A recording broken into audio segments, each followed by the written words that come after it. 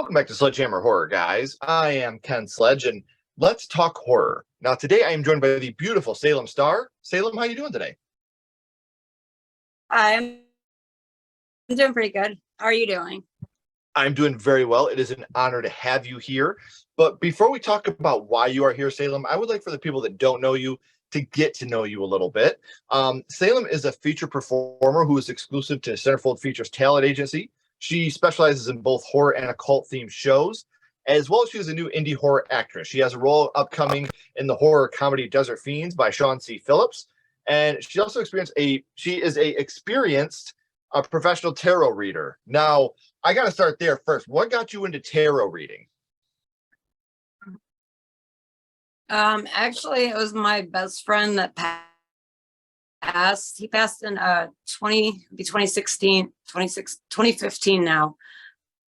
I don't know, he taught me how to do it. It was one of his things, and then I kind of just started really getting into it after he passed. So I mean, it's fun. I feel like I was taught by the best. So Well, I'm sorry that he passed away, but at least he's given you something to carry on his memory, and you can think of him whenever you're working and you're doing your tarot yeah. reading. And that kind of also got you into acting and being a part of like Desert Fiends, which is awesome because Sean C. Phillips is amazing. He's great. I love the guy to death. How did you get involved with the film? I reached out to Nicole Vegas, and then she reached out to Sean, and it kind of went from there. The rest is history. Yeah, it's pretty cool. It's pretty cool. I'm really happy to be involved in it. They're great people, great crew. Sean's very professional. It was a great experience. Yeah, and he seems like one of those just real, genuine, down to earth guys. And in all of these things you're doing, I want to remind everybody, I have all of Salem's social media links down in the description. So make sure you're following her so you can stay up to date on all the things that she's working on as well. What was that, Salem? Oh, I was just listening. I'm sorry. So make sure, like I said, you guys are following her on social media so you can stay up to date with all the amazing things that she has coming up, because I promise you, Desert Fiends is not a one and done. You are going to hear a lot more about future. But in order, Salem, for you to be a part of the horror world, in order for you to be a part of Desert Fiends, to become an indie horror actress, horror had to start for you somewhere. So I would like to go back to the past and talk about what got you started in the horror genre, your first horror movie. And Salem, the first horror movie you watched was Popcorn, actually. I had to be like 5 or 6 years old. I mean, shouldn't have been watching it. My parents were pretty lax when it came to TV. I'm a lot more strict with my own children, to be honest. But like they pretty much had like HBO or all those Showtime, all those movie channels, available at any time. So I remember, that was the first horror film I can remember watching. And this is amazing because I'm over 450 episodes now. This is the first time I've been able to talk about Popcorn. And for those of you that have never seen Popcorn, it is available for free on YouTube. And I also have that link down in the description. So it's a very fun movie with a very cool twist to it. So we know that you were quite young, Salem, when you had seen this for the first time. But do you remember who you watched it with?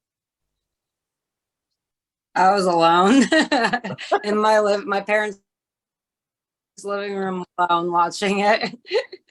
Oh, that's incredible. And this is, especially for the time, this is quite gory, and there's a lot of like very deep, scary moments throughout the film. But do you remember which scene it was that affected you the most from Popcorn? Oh God, it was the kissing scene. It was the kissing scene. So there's this part where this woman works for the movie theater, and she's messing around like this with this professor guy, and then like they meet in the back or whatever, and she starts kissing him, and then like basically his face just starts like melting. Like it was so like graphic. It's just, yeah, it was pretty intense. Yes. And it stuck with me. Like I haven't seen that movie until like maybe like a week ago.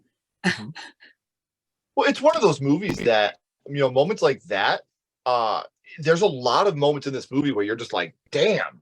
But it's also cool because it's like its own little meta throwback to like all these older, like in the movie, they have all these older movies that they're watching in the movie theater. Yeah. And it really feels like this is like a Scream type meta movie ahead of its time. So maybe that's why not a lot of people have heard about it. Not a lot of people talked about it because people went and watched it and they're like, what the hell's kind of going on here? This is kind of a little bit different. So it's a movie that, my wife and I watched it and we love this movie. I had a whole lot of fun with this movie. Didn't expect the twist that was in it. I thought that was pretty original. It was pretty smart. Didn't go the way you thought it was going to go. But we talked about which scene affected you the most, Salem. What would Yeah. you say your favorite scene from Popcorn is? Honestly, probably the same one because it's like it's different. And like I said, that's what's stuck with me all these years. I'm 35, and like I said, I was 5 or 6 when I saw it, and that's what I remember the most. So, Yeah. I mean, and Well, it's in a movie, honestly, and the whole movie theater atmosphere. Oh, go ahead. sorry. I think I we're was on a saying the weird whole movie delay theater because every time atmosphere. like I start talking, it takes a couple seconds and then you go. So I think we're on a weird delay. So if we interrupt each other at any time, guys, I promise you neither one of us is being rude. I think we just got like that news station delay where it's like a couple seconds in between. So I'm sorry if that does happen. I promise you we're not being rude to each other. No, there's like a pause on your end too. So, I mean, we talked about how, that movie theater atmosphere is super, super important to the movie. And there are a couple really, really gnarly deaths throughout the movie. Some a little bit more graphic than others, and some a little more sad than others. But which killer death in the movie, Salem, would you say it was that stuck with you the most from Popcorn? Honestly, I didn't really care that much about the death scenes.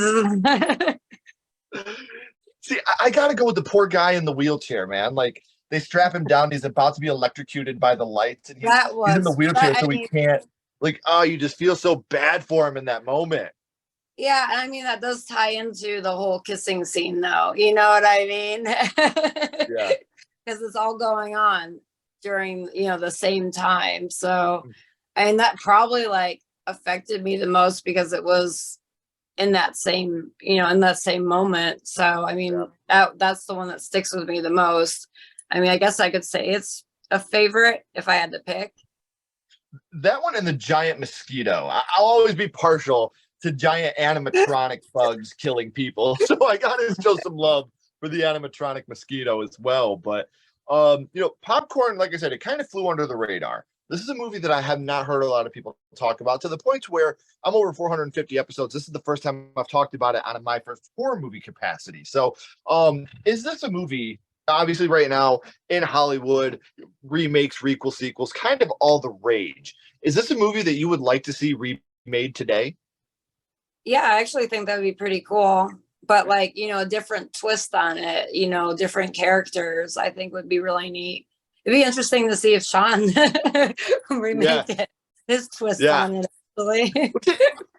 As long as they kept it practical, I think this movie could totally work today, because it was so under the radar that not a lot of people, even if you kept the same twist there at the end, I don't think a lot of people would see it coming still, because like I said, it's not a movie that, it's not The Exorcist. It's not Yeah. Halloween. It's not a movie that all these people are know and familiar with. So, Yeah. we know how horror started for you, Salem, with Popcorn. But now I want to throw a little bit of a curveball here at you for a second. Yeah. My little buddy Ghostface is here, and he has a question for you. What's your favorite scary movie, Salem? What is your favorite horror movie of all time? Oh God, that's a tough one. Honestly, okay, so I can tell you new and old. Okay. To be fair, new would definitely be Terrifier 2, and then like Fire right after that, and then the Saw franchise. Like I love the Saw films. But old would honestly be Dracula, the 1931 version. Probably, I don't know if it would be considered what it would be considered now. The Bram Stoker's Dracula, that was what, in the early 90s, I think. So yeah, those would be my favorites. Like Yeah. right up the top. Do you think that you would like the chance to act in a vampire movie? Yeah, I think that'd be really cool. I think that would be really cool. I've just always thought, because like I love the Universal monsters. I grew up with the Universal monsters. My favorite was always the creature from the Black Lagoon. I always thought that was kind of like the original Beauty and the Beast to me. Yeah. Um, but the Dracula stories have always been so sexy to me. Like whether it was your Universal monsters or whether it was like your Hammer Gothic, Dracula. Like it was always, he was so sexy, and like he was just a sex symbol. And I always just thought that, to me, when you make a vampire movie, you have to have that lustfulness to it. Like it has to work, because that's what Dracula was. He was just this lustful, sexy man that could have any woman he wanted. And, he was the original. All the guys want to be him and all the girls want to be with Yeah. him. Like that was the original OG, man. That was Dracula right there. So whenever people bring up Dracula, that's all that pops into my mind, is just how he was just so enticing. And, the sexiness of it was just so, like, even with, especially with the Hammer films, like when you did the Hammer horror films, like that gothic atmosphere and those sexy Draculas, like I loved them. Absolutely loved them. I was a Yeah. huge fan of the Dracula films. My favorite like vampire movie outside of the Bram Stokers and the Dracula 31 is honestly probably the Queen of the Damned film, because Yeah. I feel like that's like more, and then it's a rock star that's a vampire, like that's like really hot to me. So And Queen of the Damned is so great. I mean, I'm always going to be partial to Fright Night. Evil Ed was always my oh God, guy. I love that too. See, that's what I mean. And even It's so then, hard to pick favorites. right?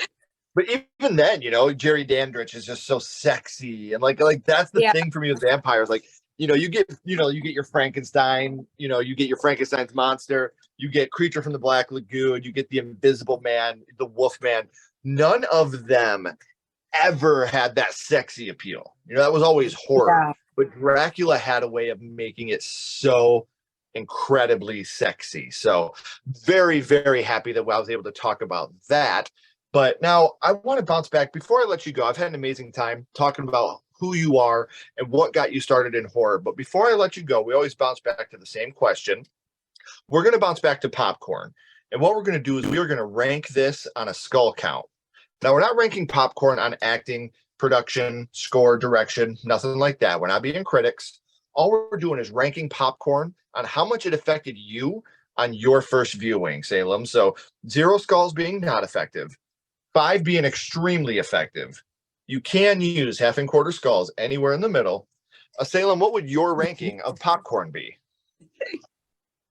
I'd say 5. Yeah.